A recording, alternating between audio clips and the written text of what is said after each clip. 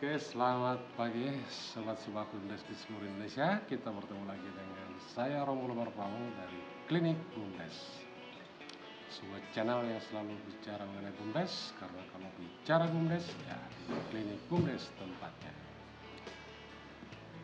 Kita ketemu lagi setelah sekian lama tidak membuat video berhubung karena ada suatu kesibukan.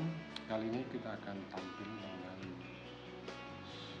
suatu yang berbeda dari video-video sebelumnya, karena kalau dalam video sebelumnya kita sudah menampilkan atau menyampaikan konten-konten yang terkait dengan regulasi yang sudah dilakukan secara alternatif dalam pengelolaan BUMDes. Nah, kali ini kita akan mengangkat atau membuat video edukasi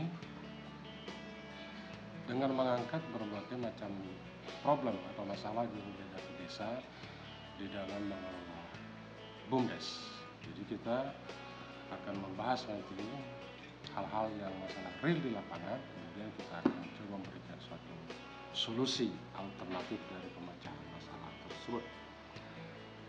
Beberapa waktu yang lalu saya membaca di sebuah media sosial bahwa salah satu permasalahan di BUMDes itu adalah adanya ketidaksepahaman antara para pemangku kepentingan di desa, baik dia itu sebagai BPD, kepala desa, pelaksana operasional BUMDes, dan pengawas, belum memiliki suatu pemahaman yang sama terkait dengan pengelolaan BUMDes, baik dari segi manfaat maupun fungsinya.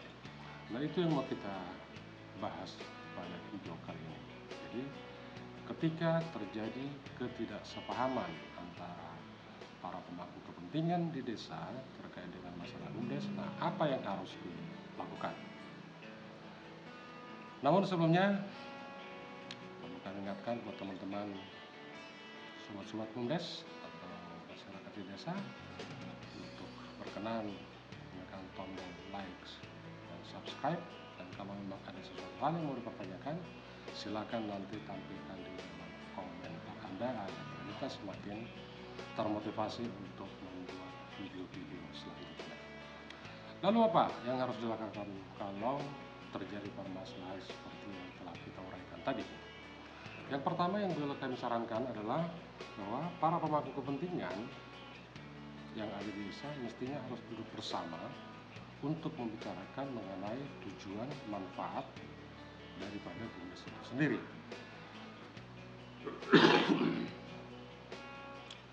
Tentu saja memang diharapkan dalam pertemuan ini harus ada pihak lain yang memfasilitasi.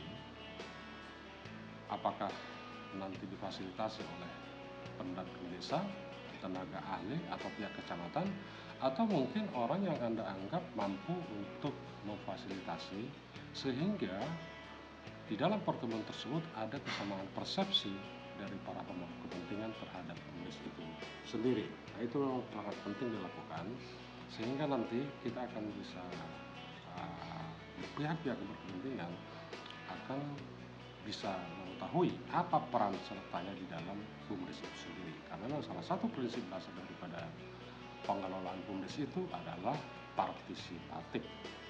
Jadi diharapkan elemen-elemen masyarakat yang ada di desa itu berpartisipasi dalam pengelolaan BUMDes, mulai daripada perencanaan, pelaksanaan, pengawasan, sampai dengan program.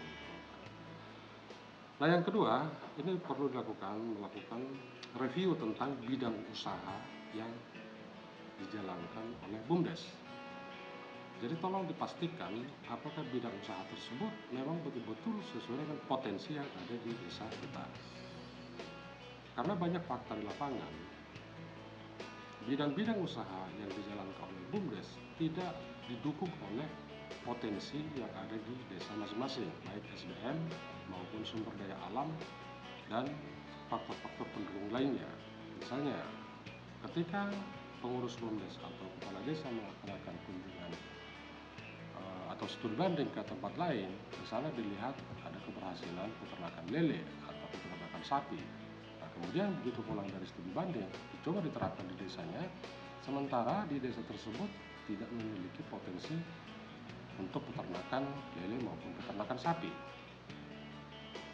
Nah, ketika diterapkan, dijalankan, maka bisa dipastikan BUMDes itu tidak akan jalan karena memang eh, mereka harus masih belajar terus untuk menyesuaikan diri dengan bisnis yang dijalankan.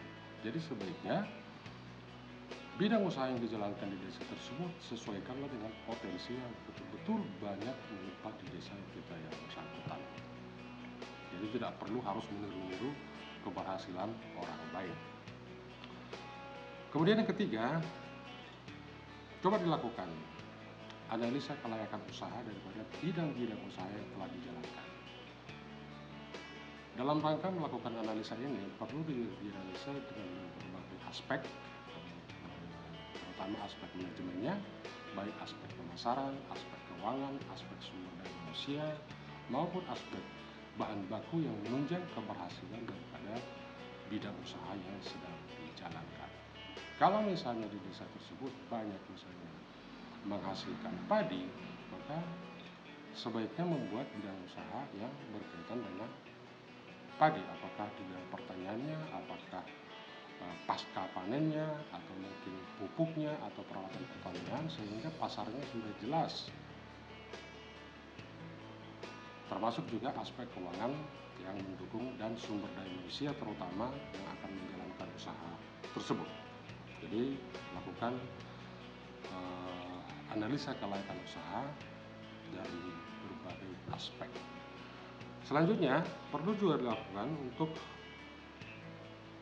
menyepakati apa yang menjadi tupoksi masing-masing. Kalau kita lihat di dalam PP 11, memang di dalam BUMDes itu ada 4 perangkat organisasi. Yang pertama adalah musyawarah desa, kemudian ada penasehat, lalu ada pelaksana operasional, dan ada pengawas. Masing-masing perangkat ini punya tugas dan wewenang masing-masing. Nah, di dalam anggaran dasar anggaran rumah tangga, biasanya ini sudah diatur apa yang menjadi tupoksi dan wewenang penasehat, pelaksana operasional, dan pengawas. Nah, ini betul-betul harus dijalankan. Jadi memang kalau berdasarkan pengalaman kami, kadang-kadang teman-teman pengurus BUMDes ini tidak tahu apa yang menjadi pekerjaannya di dalam BUMDes itu. Bahkan kadang-kadang mereka ini bekerja setelah ada dorongan dari pihak lain, baik dari kepala desa, pihak kecamatan, atau mungkin tenaga pendamping. Jadi tidak berjalan secara otomatis. Jadi mereka bekerja ketika ada satu dorongan ataupun diingatkan oleh orang lain. Nah, yang sebetulnya dengan menjalankan aturan ataupun tugas-tugas yang telah diruangkan di dalam anggaran dasar anggaran rumah tangga, ini mestinya sudah secara otomatis berjalan. Nah, misalnya seorang pelaksana operasional ini wajib membuat laporan bulanan atau mungkin laporan semesteran dan laporan tahunan tanpa harus diingatkan oleh kepala desa. Nah, dengan sendirinya bendahara atau sekretaris akan membantu direktur untuk menyusun laporan tersebut. Jadi ini berjalan secara otomatis. Nah, begitu juga dengan pengawas. Di dalam pengawasan itu mestinya pengawas juga harus menjalankan tugasnya untuk apa? Untuk memastikan bahwa pelaksana operasional ini menjalankan sesuai dengan apa yang telah direncanakan. Jadi nanti pengawas itu bertugas untuk memastikan bahwa apa yang telah direncanakan sebelumnya ini berjalan di dalam pelaksanaan. Kalaupun misalnya ada penyimpangan atau mungkin pelaksanaan tidak sesuai dengan rencana, nah ini nanti harus diluruskan oleh pengawas sehingga apa yang antara pelaksanaan dengan rencana tidak terlalu jauh melenceng. Nah, hal-hal seperti inilah yang harus dilakukan oleh pengawas. Dan itu biasanya sudah ditertuang di dalam anggaran dasar dan anggaran rumah tangga, dan yang paling utama sebenarnya apa yang sudah tertuang di dalam ADART ini dijalankan oleh masing-masing personel, baik dia sebagai penasehat maupun sebagai pelaksana operasional dan pengawas. Nah, hal seperti inilah sebenarnya yang perlu kita lakukan ketika terjadi ketidaksepahaman antara para pemangku kepentingan di desa. Sekali lagi kami tekankan supaya duduk bersama, tentu harus ada orang yang fasilitasi, sehingga nanti pihak-pihak yang terlibat di dalam pengelolaan BUMDes itu memang memahami apa yang menjadi tujuan dari BUMDes itu sendiri, dan apa manfaatnya, dan apa peran dia di dalam BUMDes itu sendiri. Nah, kira-kira seperti itu yang bisa kita sampaikan terkait dengan masalah yang sering muncul di lapangan sebagai salah satu faktor penyebab bahwa BUMDes itu tidak berjalan dengan baik. Demikian video kita kali ini. Saya Romo Paul mengucapkan terima kasih atas perhatian Anda, dan jangan lupa like, subscribe, dan komen. Mari belajar bersama Klinik BUMDes menuju BUMDes yang sehat. Salam BUMDes.